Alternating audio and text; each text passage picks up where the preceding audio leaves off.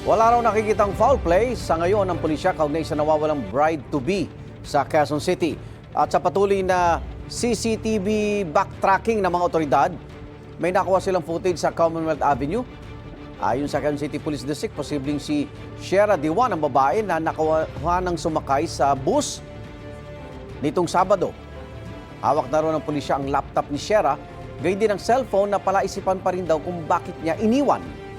Paliwanag naman ng fiancé niyang si Mark R.J. Reyes, 2 beses nang na-misplace noon ng babaeng kanyang cellphone kaya iniwan na lang ito.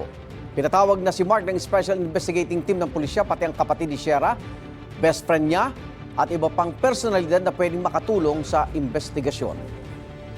Igan, mauna ka sa mga balita, mag-subscribe na sa GMA Integrated News sa YouTube para sa iba't ibang ulat sa ating bansa.